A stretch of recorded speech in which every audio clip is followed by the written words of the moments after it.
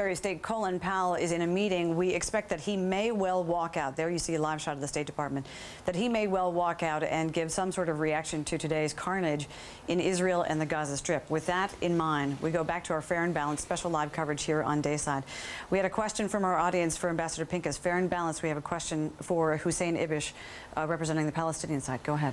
Obviously, it's good that Arafat is riding off into the sunset, but does the current Prime Minister actually have the authority to put an end to some of this violence, or is this violence a rejection to his authority, or does the Israeli government see the new Prime Minister as a positive step, or? Well, I think, clearly what the new Prime Minister, Mahmoud Abbas, has inherited in terms of a security structure is a structure that was weak to begin with, and that's been deeply degraded over the past 2.5 years of fighting, especially Israeli attacks on Palestinian police and what have you.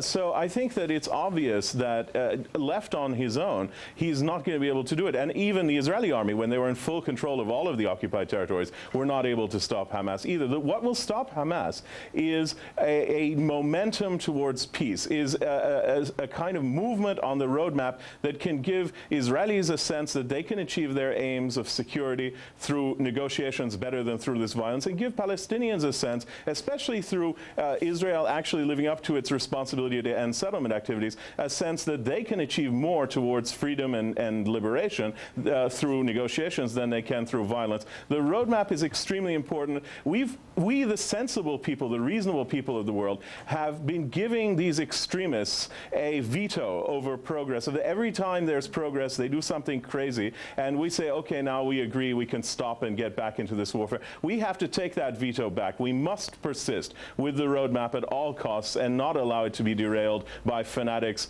and by extremists on either side. Hussein Ibish, thank you very much. With that, we take